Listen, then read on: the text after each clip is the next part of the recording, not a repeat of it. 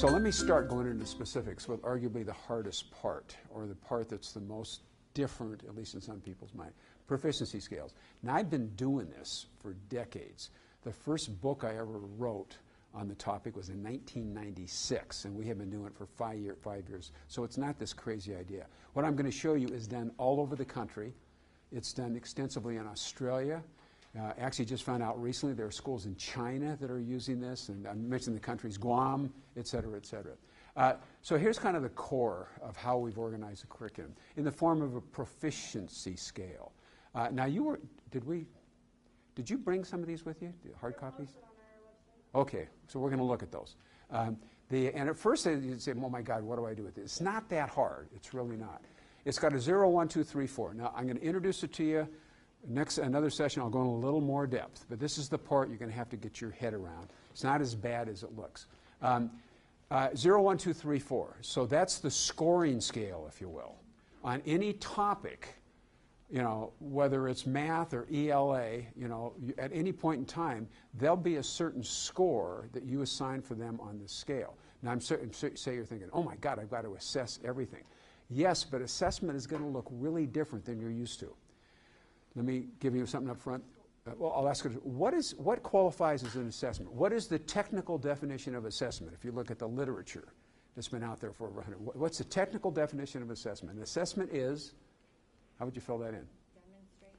Pardon me? Demonstrating mastery. Okay. All right. Anything else? An assessment is? I'm not thinking of, go ahead. An evaluation. Very nice. Okay. An evaluation, you go a little step further. Anything you do to gather information about an individual's status on a particular topic at a particular moment in time. Anything you do. So an assessment can be sitting down and talking to a student. Okay? Because for each one of these topics, we're going to ask you over time to get multiple assessments, but it could be just sitting down.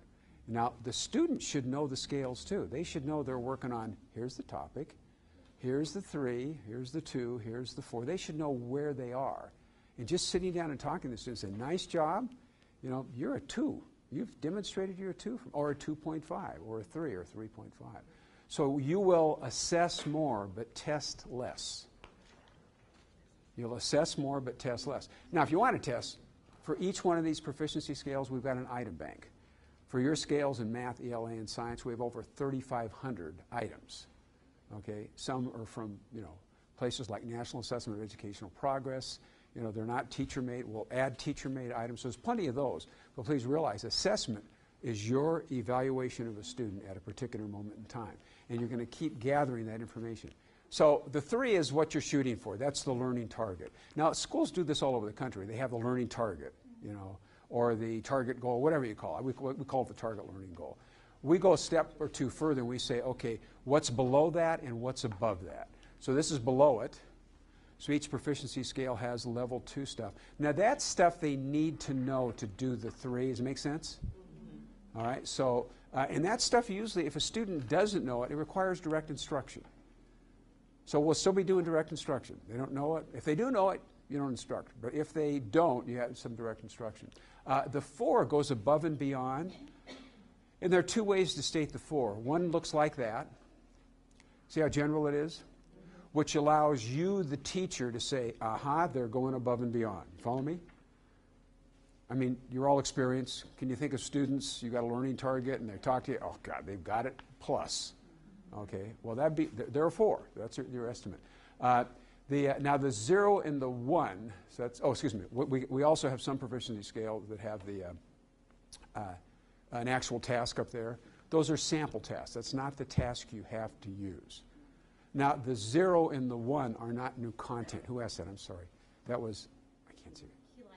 Kelisha. Hey, Kelisha. So the 1 means they can't do it on their own, but they can do some things with help. And the 0 means even with help, they can't do anything. Now, in my opinion, it should be almost impossible to get a 0. Because with help, now we actually have half-point scores too, we get into it, you know. With help, they should be able to do something.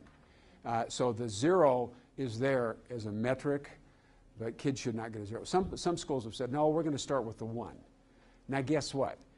give a kid a 1, they still know that's the lowest score you can get. You follow me? Well, here's what we found. If you have a 0 and I get a 1, I feel pretty good about myself. I'm at least, which is the truth. I'm not saying you give away scores, but that is the truth. I helped you a little bit, you got it. You're a 1. So each scale has 3 levels: the target, simpler content, and going beyond. This is done all over the country. Okay, every state does this. Some places a lot, some places not a lot. There's a lot of variation how it's used. Can you see this down here? This is the 1, 2, 3, 4. What do you think those are? So, yeah, kids with their names on it. Now, this is an interesting piece, and I've got an opinion. I won't tell you what it is. I want you to figure out what we should do. Some places say, no, you should never put their names on it. So what they do is they do it anonymously. They'll number off 1, 2, 3, 4, 5, 6, or each kid will give himself like a code. I'm Superman, and or a little symbol, stick a star, and now they look and they see. Other places say, let's put the name. There's a case for both of those, and I have no policy on that. We'll have to figure that out. Maybe it's from teacher to teacher. Maybe you'll decide there's a school-wide policy, on do they actually put their names up there. Pretend that you were making that decision right now. What would it be? Just tell the person next to you. Would you have them put their names on it or not put their names on it? Yeah. Now, I really mean it. There are things. You ever heard the notion of tight, loose, being tight about certain things? In the leadership world, they talk about, what are you going to be tight about? Tight about means, no, this is what we're going to do. Loose means, what should we do? Okay. So the academies, there's some certain things we're tight about. One is having the proficiency scales. So if you said, we're not going to do proficiency scales, I'm sorry, that's part of the academy. Stuff like this, I want to learn. So that I'm curious what will happen. Is it a policy? Is there no policy? All of those are the right answer. And that's already happened. The proficiency scales, we first sent them to Rebecca and Rashid and Stephanie, and they wanted some changes. So we made the changes. Okay? So we will do that. So every year, what do we have to change? What do we have to add? What do we have to delete? And my guess is there is no one way to do it. It's situational. It'll already be your student, your goals, age level. So I want to find that. I'm a researcher at heart. I like to find out what works and what doesn't work. So we will do that here too. Almost done. Sorry. You get the idea. Actually, that was one where they didn't put the names. I don't know how students know who we are. These examples where kids create their own version of the scale. These are written for teachers. So it already becomes a part of the learning process. Let's put this in our own words. What does the 3 say? What does it look like? It really is part of the curriculum. We'll have, we can use this as a blended approach where remember, there's only content for level 2, 3, and 4. What's the content? What are the instructional resources that are available to you? Now, this is kind of a big one. You're making decisions on materials, and let's say, I don't know this program, let's say, I do actually, let's say you took that, great choice, but you're not going to start with page 1. What you're going to have to do is say, gee, on this topic at level 2, what activities can I use? That's going to be the hard part in the beginning. That's most of your work. Now, it's kind of work you do anyway. It's kind of like as you do a unit, gee, what am I going to have them do? But you can't just go through. That'll be hard. Now, we'll help you out. There's a system called Empower, which is the operational system. We'll do the dirty work of putting this stuff in for you and making it. But what we want to do is very quickly create. Can you see what's happening here? Khan Academy video, example from the teachers, et cetera, et cetera. By next year, we should have a lot. We've already put some in. I mentioned we have 3,500 assessment items.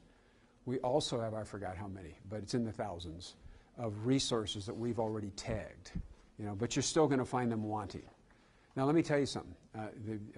The things the kids like the most are teacher-made screencasts. You know what screencasts are?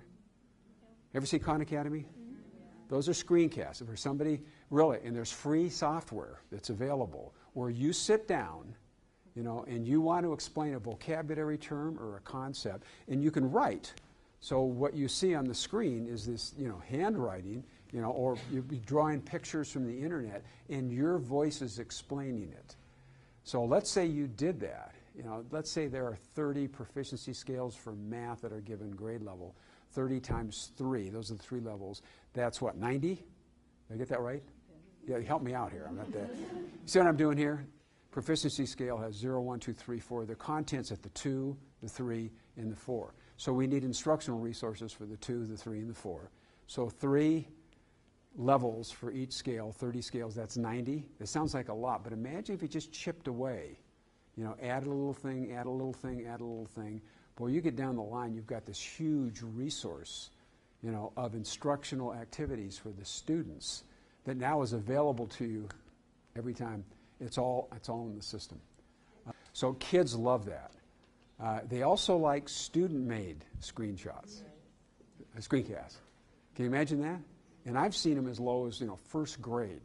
Little explanation of what's going on. It's really cool, just amazingly cool. So that's going to be the hard part, it really is, that first part about, okay, we can't just take the textbook and start from page 1. We're going to have to use the textbook as a resource. It's not unusual, teachers do that, but up front, that'll be the biggest challenge and the most work. Okay, so...